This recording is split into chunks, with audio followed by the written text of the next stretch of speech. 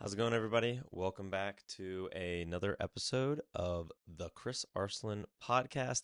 I am excited to be talking to you today about one of maybe my absolute favorite hobby. It's kind of what I've just been living for my entire professional career is how can I make some money so I can go snowboarding.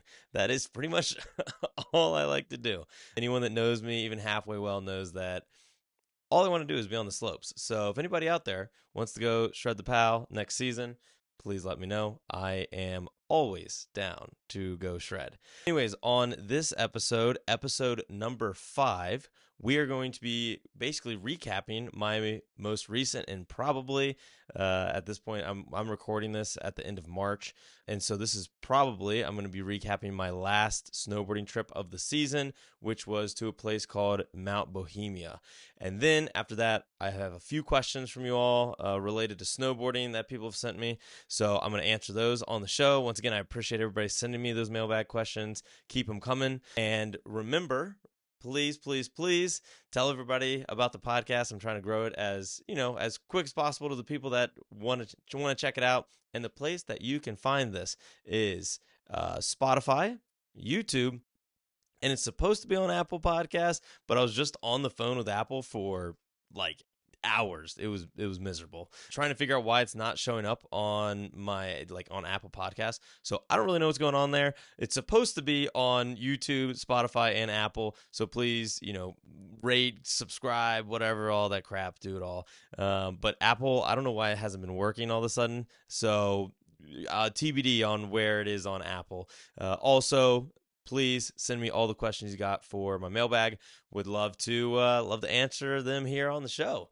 And if you are listening to this on Spotify or listening to it on YouTube, if you want, I think both will actually have this because Spotify also has video associated with it. But while I'm going over my recap of my latest snowboarding trip, I will also be putting on the screen somewhere. I'm going to figure out how to put clips from when I was up there riding. I did not all that much filming, but I have a few clips that I put together, and I'm just gonna put them on the side. So as I'm talking, there's just gonna be random clips of me and my buddy Jim shredding. So while I'm talking about it, check them out. They're not like anything impressive or anything like that. I think the next time, if you guys enjoy me doing a resort review, the next time I go to a resort, I'll probably just strap on a GoPro to my helmet and just record the whole thing and do a podcast reviewing my experience at the resort. And then we'll just have actual good footage, not just me freezing my hand off while I'm trying to record my buddy Jim go down the slopes, or him doing the same for me. We'll put GoPros on our helmets and actually get some good footage. But without further ado, first part of the show, talking about Mount Bohemia. Mount Bohemia is a resort that I would be shocked if anyone has ever heard of it.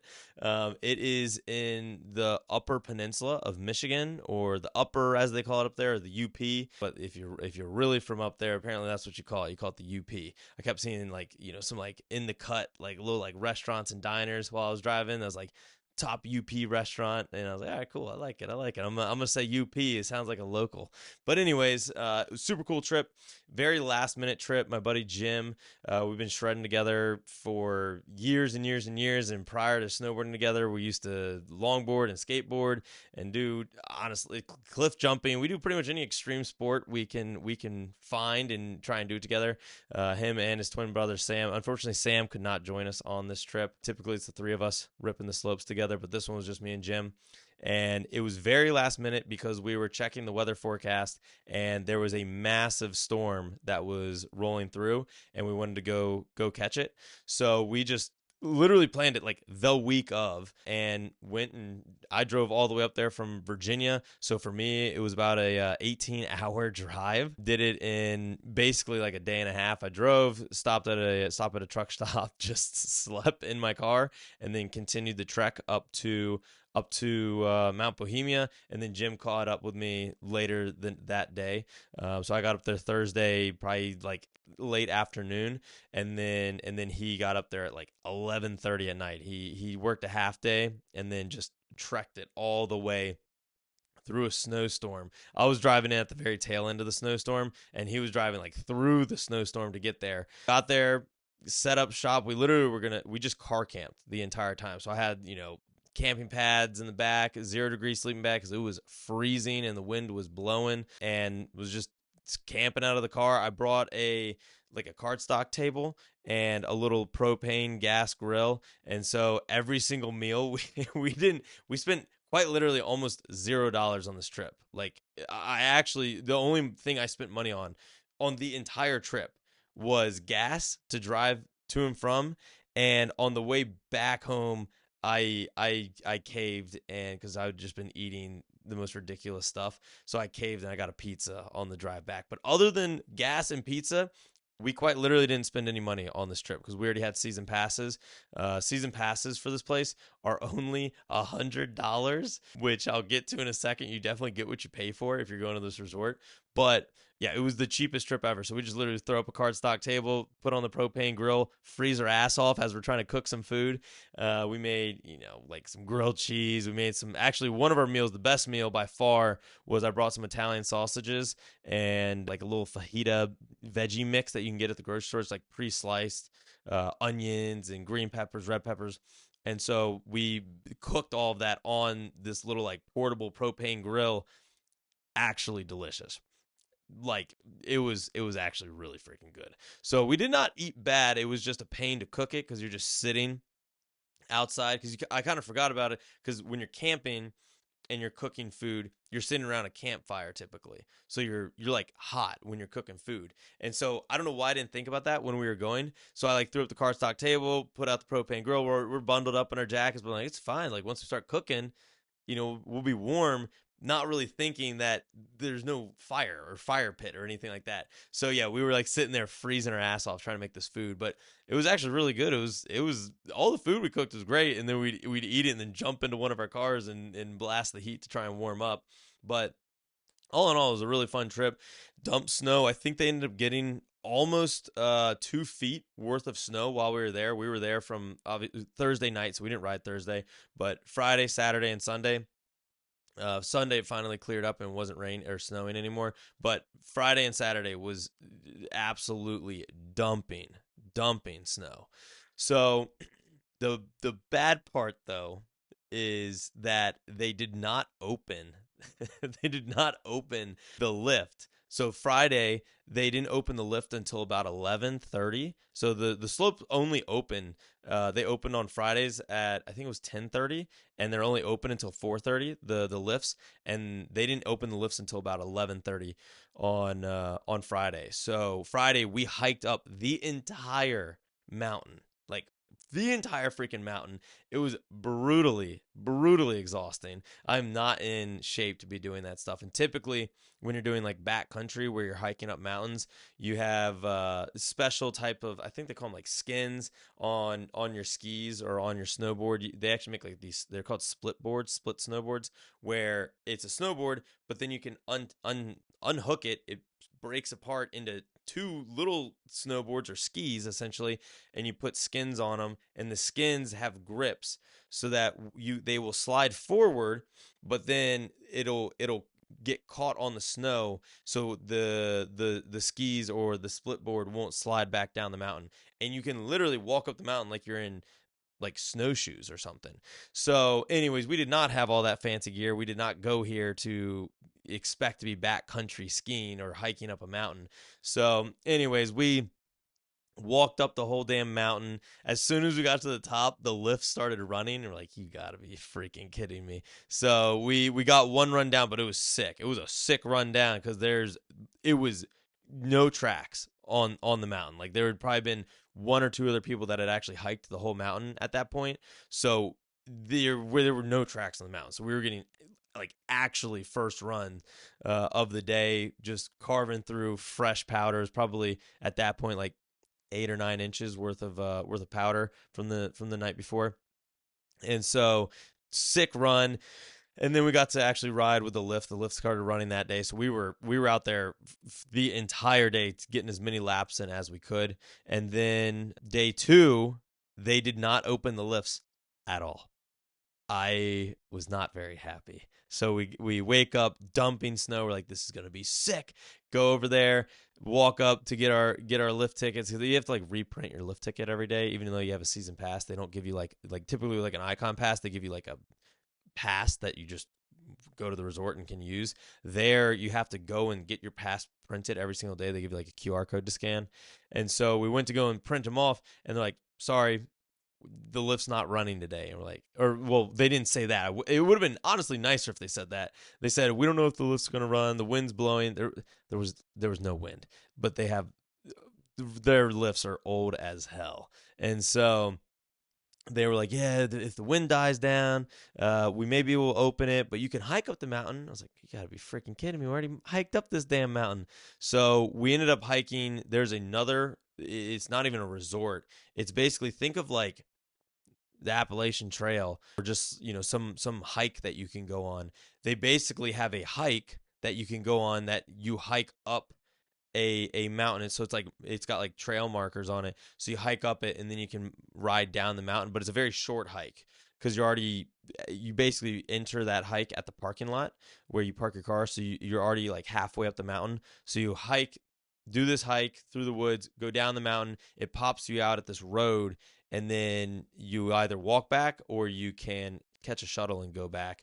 And so we ended up doing that trail the second morning. And actually, I forgot to mention the first day of riding on Friday at night, we actually did that same trail at night. So it was pretty gnarly. We were doing a lot of hiking and a lot of cool riding. So we did that, then went back and we ended up hiking up the big mountain. We ended up hiking up it, I think, twice. Jim was hurting. I was hurting too, but Jim was struggling on the last hike up the mountain. So we ended up only getting 3 runs in on a massive powder day, which was a bummer because the runs it was insane. Like it was deep powder.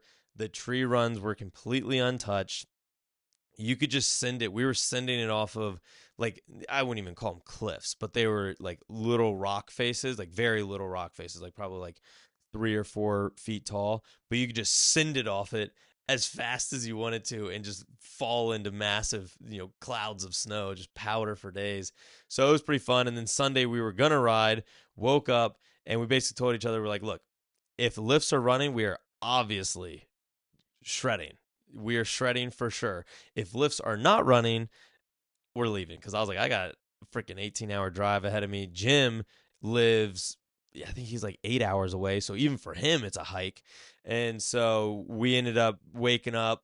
Lifts weren't running. We kind of hung out for like an extra 30 minutes. Still weren't running. And we're like, all right, well, we're not just going to sit here all day. I felt bad too. Like the guy that was, he actually, funny enough, he ended up car camping like right next to us. So we were chatting with him. He drove up on, what was it? He drove up on a Saturday night. So he drove, parked next to us Saturday night. So we talked to him for like a brief second Saturday night before going to sleep. Woke up in the morning. He ended up hiking the mountain twice, and then was like, fuck it, I'm driving home. So I feel bad for him. He was there for quite literally, he drove there to sleep in his car, hike up a mountain twice, and then drive home. So rip to that man. I don't remember what his name was, but you're a real one. You're a trooper. So anywho, as far as like my review of good old Mount Bohemia, the parts of the resort that are dope are very dope. Like, it is one of the coolest resorts I've ever been to for the cool parts. So first parts that I like is the backcountry terrain is absolutely epic. So you get to go up the chairlift, rip it down either the front side of the mountain and you get back on the chairlift and you can go back up, or you can go down the back side of the mountain and you're just ripping it through tree runs, and you pop out on a road and they'll have a shuttle running just the entire time that the resort is open. They have a shuttle running. So you pop out, you literally stand on the side of the road as a shuttle comes, picks you up, jump in the shuttle, and then they drop you back off at the bottom of the chairlift. And then you go back to the top. So like, you have a lot of really cool backcountry terrain that you can explore. Another thing that I think is dope about the resort and I haven't seen and I've gone to a lot of different resorts, both on Icon and Epic, and some just non-affiliated resorts or like privately owned resorts. And I've never seen a resort that has as cool of a, they call it like a spa, but it's essentially they have a massive, massive hot tub, then a massive heated pool with a volleyball net, and then they have a massive and freezing cold pool or the cold tub, I guess, like ice bath. Like it's freezing. And they have like snow runoff water just dumping into this cold pool, so it is freezing cold. And if you go stand underneath the like waterfall section, it is ice cold. So they have that. Then they have a sauna, and then they have a steam room. And the steam room's sick because the steam room, you walk in, you can't see anything. It's so steamy in there. And they have just like some little lights, and they're like colored, like blue or green or red. And otherwise, it is like pitch black in there. And steam is blowing out. Now, the last year that we went to it, it was just like a normal steam room. This year they had, like if you have like a, like I don't even know what they call them, like little like humidifiers for a house, but some of them you can put little like oils in them so it smells good. They had oils in the steam room, so it smelled like almost like a Vicks vapor rub, which maybe sounds cool, but when it's blowing as much steam, it was kind of gross smelling, and it was kind of overpowering, and also kind of like you're masking something here. Like there's probably like a busted like sewer line underneath here, and you're just trying to mask the smell with this gross vapor rub. So I didn't really love that part, but it was super cool. And then they got a bar there at the little spa section, which was fun, where you can order some drinks and some food. Once again, Jim and I did not. We brought our own booze and we brought our own food and did not spend any money. We were like, we're making this the cheapest trip of our life. But I thought the spa and like kind of like the nightlife and the vibes there are super cool, because that's kind of my next part, is that like so first part that I liked about it, dope backcountry terrain. Second part, the hot tub like environment, because like everyone goes there after they shred the slopes and sits in the ice bath and gets in the hot tub and all that sauna steam room, like just to relax. The next part that I really liked about the resort is that everyone there, everyone there is a shredder, because it is a completely ungroomed resort. So typically, your typical ski resorts, they'll groom the resort. So they'll get a snowcat out there, and they'll push the snow. It almost looks like a street cleaner, or like a snow plow type thing. It kind of looks like that, and they'll come down the mountain and they'll make all of the runs every single night perfectly smooth and flat, so that you're not like running over moguls and tree branches and rocks and all that stuff. Whereas here at this resort, there is none of that. It is quite literally, you go to the top of the mountain and hope for the best. So you're going through moguls, you're going around trees and rocks and cliffs, and nothing's marked.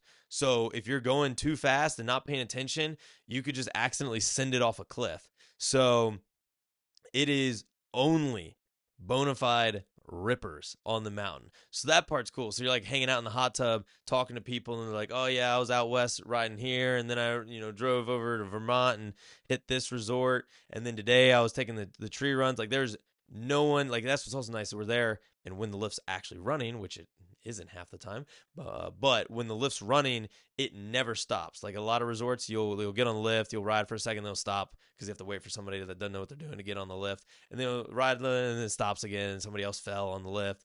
And here, the lift doesn't stop because everyone knows what they're doing. Everyone can get on the lift. Everyone can get off the lift.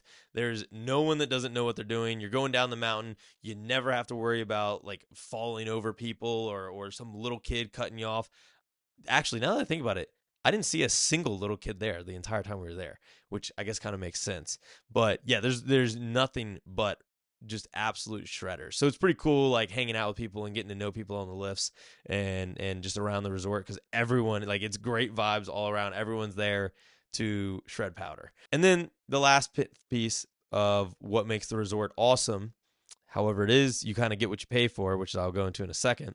So then the last piece is what is dope about the resort, but also kind of is what's not dope about the resort, is that it is super, super affordable. Like our lift tickets for the entire season, I think I spent, with taxes and fees and all that included, I think I spent $120 on my season pass there. Now it is out there. It's in the Upper Peninsula, so for me that's 18 freaking hours, but it is super affordable. So that part's cool. They also do all you can eat, like breakfast, like pancakes every single morning, and so that's cool because you just get like pancakes for like, I think it was like $9 or something like that for all you can eat breakfast. So it is a super affordable resort, which is really cool. However, that kind of takes me to my next part, which I put together a list of why the resort maybe is not dope, the bad parts about the resort. So, although it is affordable, you also get what you pay for. So, hence why the lifts weren't running for like basically the entire time we were there, is because their lifts are old as hell. The resort's been around now. I think it opened in like 2000, 2002, somewhere in like the like 2000, early 2000s. And when they first started the resort, apparently they didn't even have chairlifts. They would take you to the top of the mountain on like snowmobiles or like snowcats, drop you off, you ride down, and then the shuttle bus would pick you up and bring you back, and then you'd ride up the mountain. And then they put in chairlifts like the next year, a few years later, and they have not changed the lifts since. So the lifts are all of 15 years old, if not more. One of the lifts is a 3-person lift, but they only let, I don't know if they only let, but I only saw the entire time we were there, they only would seat 2 people on the lift at a time. I think because the lift probably wasn't strong enough to handle the entire, like all the chairs having 3 people on them. So it was a slow lift. The lift also couldn't handle if because the wind was not blowing that hard and they didn't have the lift open basically the entire time we were there. So that is the downside of it, is you do get what you pay for. Like all of the, like, which I think this part's kind of cool, but like all the gift shops and where you're eating food, like cafeteria, if you even want to call that, are all yurts. So if you don't know what a yurt is, it's basically, think of like a glorified teepee. Like that is what everything up there is, just yurts. So you can like rent out a yurt and stay in a yurt there, which is kind of cool. But it is a resort where you kind of get what you pay for. The next thing that I don't love about the resort, now this is kind of specific to me, but also kind of everybody, is it is way far away from anything. Like it is in the cut. There is not a single town or restaurant or bar or anything less than an hour away. So everyone that's coming there, even the people that work there, don't live within an hour. Like an hour is the closest town. Like there may be a few houses in between that town and there, but there's nothing. Like typically you go to a resort and there's like a town and some condos around it and some communities. Here there's nothing. It is the resort with 2 chairlifts and not even really a building. They had like a small building, which is where they had like the bar, sauna, and all that stuff. But other than that one building, everything's these little teepee yurt hut things, and otherwise there's nothing up there. So it is way out of the way. Everyone out that we were talking to and getting to know, no one lived. I don't think I met a single person that lived less than probably 3 hours or yeah, less than 3 hours away. Like everyone was 3+ hours away. And also everybody was shocked that I drove from Virginia. I didn't meet a single person there that had to drive more than, I think, like 10 hours, because it's such a small resort that like nobody even knows it exists. So that is another downside, is that it's just really far away and really hard to get to, because even if you wanted to fly, the closest airport that you could fly into would be like Chicago, and Chicago's still 6-7 hours away. So that part was tough. The other part that's tough about the resort is that they have no cell service, or very, very, very minimal cell service. Actually, funny enough, really the only place you can get cell service is when you're on like the top of the mountain, which doesn't really help you that much.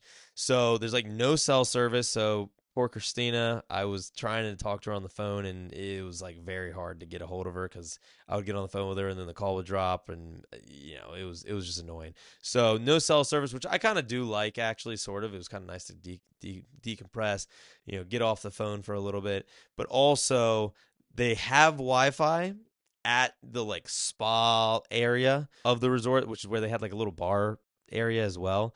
However, it basically didn't work. Like it was enough to where, like, put it this way, I was trying to put out one of these podcast episodes on Thursday. So I was up at the resort when I got in on Thursday. I actually edited one of the podcast episodes and was going to upload it. It didn't even come close to being able to upload a podcast episode. Like, not even close. Like I went to upload it and it was like loading. I was sat there for probably a good like 20 minutes and it was still at 0%. So I was like, all right, sorry y'all. I know the first episode I went and promised I was going to put it out every Monday and Thursday. Now I know I need to, schedule these in advance. So, anyways, that part was kind of tough. I wouldn't say it's a big negative, but the no cell service and the Wi-Fi basically not working are a bummer, which kind of lead me to my last point of what I didn't love about the resort, to be honest, which is there's no easy way. Now, thankfully for us, like Jim and I we're seasoned vets. We went the year before, so we knew what we were doing. But if you didn't know what you were doing and you thought you were going to go up there and just be able to like grab some food, they do offer and serve food on the resort. However, the only way to get it, and this sounds ridiculous, but there's only two ways to get food there. Option one is if you want breakfast or dinner, you have to, the day before, sign up on their website saying like, I want food, and then you like pay for it, and then you show up to the yurt and eat food. So that's option one, is to get it like the night before online. Now keep in mind, there's no service, so trying to sign up is a pain in the butt. Or option two is if you're there like at the spa where they have a little like restaurant, not a restaurant, but a bar and some seating, is you then go on, I don't remember what the website app, you have to like download an app and then place an order for your food over the app, and then they'll bring the food or bring the drinks out to you. And the problem is if you don't already have that app downloaded, which no one that's at the resort's going to know to download this app. If you don't have the app downloaded, you're never going to be able to download it with the service or the Wi-Fi or anything like that. And then even after you download it and you place the order, it takes forever to place the order on the app. And then it takes like 30 minutes for them to bring out like a beer or bring out, whatever food you're getting. I guess with food, I kind of understand why it might take some time, but like to get a beer, it quite literally is like an hour-long process of downloading this app, placing your order, getting the food.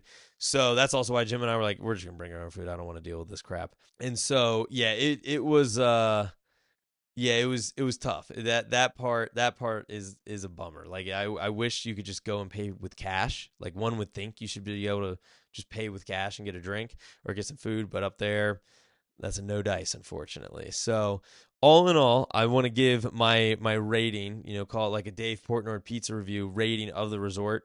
This is going to be, I know Dave Portnoy does the points, like, he does a 0.5, 0.7, and that's what I'm going to do. That's what I'm rating this on. So don't call me amateur hour out here, because I'm going to give it a 5.0, which, don't call me amateur hour. I have a reason for it. Five flat is because when the resort is humming, it is quite literally like a 10. It is so sick when it's fully running. It is, if you're a good rider, it is a 10 out of 10. However, it's only fully functional half of the time. So when it's not fully functional, it is like basically a 0. It's not actually a 0 because it's still fun, but it's not a resort at that point. You're just hiking up a hill or up a mountain and riding down, and there's like no food. There's no easy way to like just chill there because there's not like a lobby or anything. So I'm giving it a flat 5. When it's on, it is the bomb. It is the bomb. But when it's off, I might have just wasted 18 hours of my life driving there.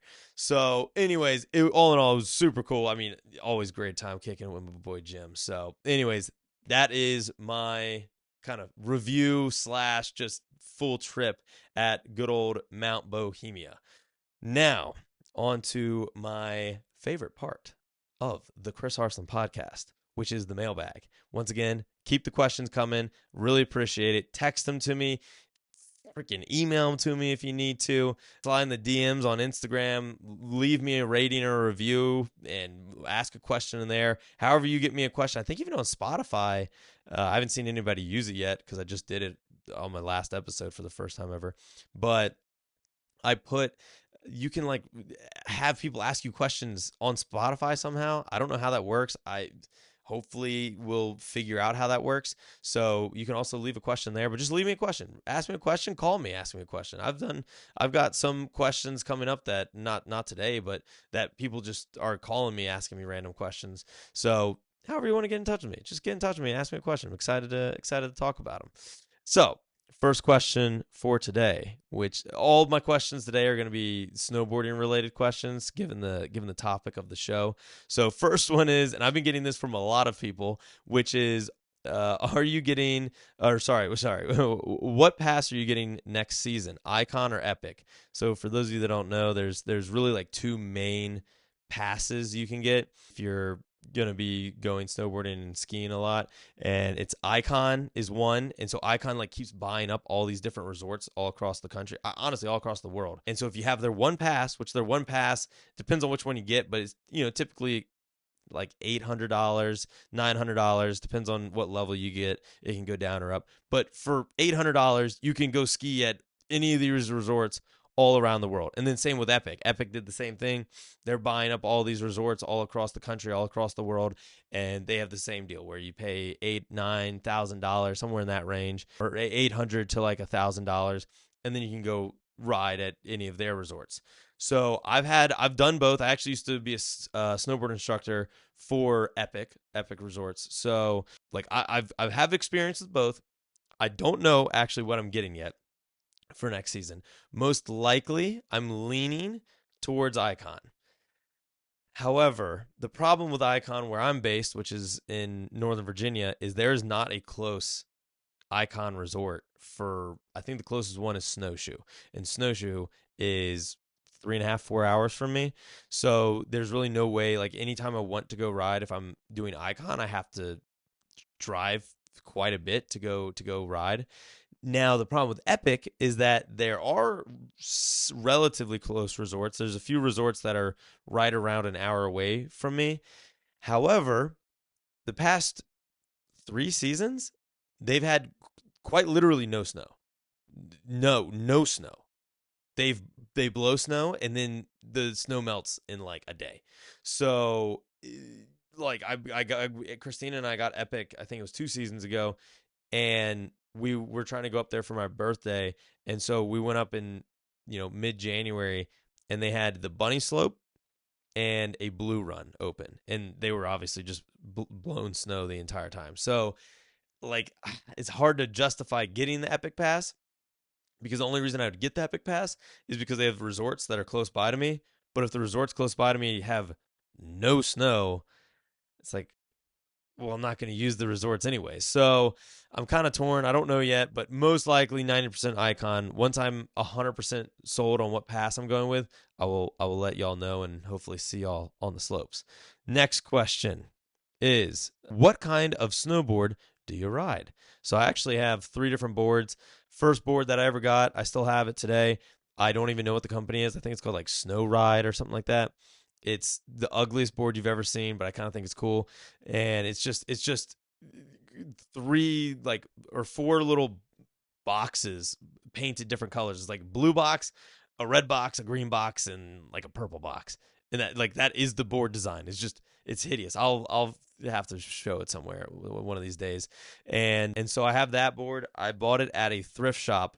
It was just in a bin of like basketballs, lacrosse sticks, ice skates, and I just pulled it out of the bottom. Didn't have a sticker on it or anything. Didn't even have a price. So I just walked up to the cashier. Like, hey, how much for the snowboard? And they're like, I don't know, $5. So I was like, oh, fuck it, sold. So I bought that. I didn't even snowboard at the time. I bought it in like, I must have been in high school or maybe a freshman in college. But I bought it and I was like, one day, if I want to snowboard, I'm going to be very happy that I bought a freaking $5 snowboard. So that's the first board I use. Then second board that I ride, and this definitely my primary board, it's called a Jones Ultra Mountain Twin. It's a very expensive board. I think if I can remember correctly, I want to say it was like $500-$600. It's pretty expensive, but it's a pretty gnarly board. It's an all mountain board. You can get some air on it. You can take it off kickers. You can go on rails. I would be lying if I said I thought it was a good terrain park board, but I don't do a lot of terrain park riding, so that doesn't really affect me. But it's really good for powder days. It's also got I think they call it like LibTech technology. It's where the edge of the board is wavy, so it helps if it's like an icy day, keep traction, keep an edge. So it's got that on the board. So it's like good for powder days, good for icy days, good for running down some tree runs or ripping it down some groomers or hitting moguls. It's like a good all mountain board. The only thing I don't like about it is very, very stiff. Like, it is super stiff. And then the last board that I use is an arbor board. I honestly don't even know what the model of the arbor board is called, but it's a solid board. It's made for, they call it what do they call that thing, like a jib board, something like that. It's basically meant for doing like terrain park, like hitting rails, hitting boxes, doing like a little like nose and tail presses and butters. So it's a fun board to ride around. I just don't really end up having a use for it a lot of the times. I'll typically take that one out if I'm going riding with friends that don't snowboard or ski a lot, because that one is not as stable at high speed. So I'll go and use that so that when they're going down the mountain, I can kind of go do a little like side hits, just kind of mess around with it. But if I'm going to go ripping it down the mountain at like Mount Bohemia, for example, I'm going backcountry with Jim or some people that can really rip, I'll typically bring out the Jones. So, good question. All right. Last one that I have here today is, how long have you been snowboarding for? So, I've been snowboarding now for, let's think. I started snowboarding, I think I started sophomore or junior year of college. So, I did ride. I went to, I think, a ski resort. I know I went for my sixth. So, I think I went prior to college. I went when I was like itty bitty young, like in like elementary school. I went one time at this tiny little resort called Bryce, and me and my buddy, I think it was Ethan Valinsky that I went with. Shout out to Ethan. It's been a while since I talked to you. I hope you're doing well. Give me a shout. Maybe I'll text you tonight. So yeah, so I went with Ethan, and we just went to like, I think we went on it. It wasn't like a bunny hill, but it was a green. So it was basically just a flat straight run. That was it. And I was good at skateboarding. I've always skated like my whole life. So I was like, how hard can snowboarding be? It's even easier. You're in powder, right? And so we get to the top, I strap in, and I start ripping it down the mountain, quickly realizing I don't know how to turn, I don't know how to stop. And so I just ripped it all the way down the mountain. And at the bottom of the mountain, there was like a big fence netting thing, and I had no idea how to stop. So I just fly and just face plant trying to stop, and just slide all the way into like this fenced area before, like, it's kind of like a fence so you don't slide like off the mountain. Sound that makes it sound more intense than it was, but yeah, just eating shit the entire way down. Didn't know how to stop, sucked. So that was my first time riding. Then I went with my buddy Sam for my 16th birthday to Snowshoe. Funny enough, same thing happened there. Didn't know what I was doing, was just rolling down the mountain. He was actually way better than me because he'd been, I think, out west a few times. And so I was just rolling down the mountain. I just remember multiple times just eating it right underneath the chairlift, and people like, hey man, you're like, you okay? Like yelling at me from the lift. And I'm like, yeah, I'm okay. And I just remember waking up the next morning. I'd never been more sore in my entire life. And then I went snowboarding with some family. I went and like babysat their kids, and they just made me go snowboarding with them, which, talk about a dope babysitting gig. And so those are like my only times I'd ever went snowboarding, and like prior to college. And then in college, I actually started going all the time. There was a small resort in West Virginia called Timberline, and back in the day they used to do $25 lift tickets for college kids. So for me being broke college kid, that was very clutch. So I was riding around on a $5 board, getting $25 lift tickets. So yeah, I've been riding since then. So that is, what is that? I've probably been riding now for almost 10 years, probably 9 years. So got a good amount of riding in. Now I'm an East Coast rider, so I can ride in ice and whatnot, and when I'm riding in powder, I feel so spoiled. But anyone that's out west that gets to actually get more than I probably typically get probably 15 to 20 days in each season, which is good for East Coast. But anyone out west, they'll ride circles around me. Cool. That's actually my last question for the day. So I appreciate everybody that sent me questions. So thank you so much for listening to the 5th ever episode of the Chris Arslan Podcast. Really appreciate everybody tuning in. My next episode is going to be so good. I'm so excited. I'm interviewing a everyone's favorite rapper. He is quite literally the most positive vibes guy you've ever met. His name is Big E Dice Man. I want him to blow up. I want him to be taking me backstage on a tour one day as he is hanging out with Drake and hanging out with whoever else he wants to be kicking it with. 2 Chainz. I don't know. I'll ask him that. I'll ask him who his favorite rapper is. I wonder who it is. Anyways, he is on the show next week, or my next episode, I should say, and that is going to be a great conversation. He is always good vibes. So make sure to stay tuned for and whatever. What do they say? Hit the bell. Hit the bell. I'm kidding. But get ready for that one. That is going to be a very fun episode. I'm very excited about that one. So please, tell a friend, tell your enemies, tell whoever about the show. Would love to let them listen. Love to add more listeners to the show. Don't forget to subscribe. Don't forget to rate it. Don't forget to leave a review.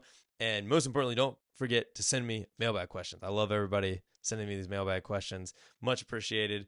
And until next time, figure out how to make some passive income so you can come shred with me on the slopes. Peace.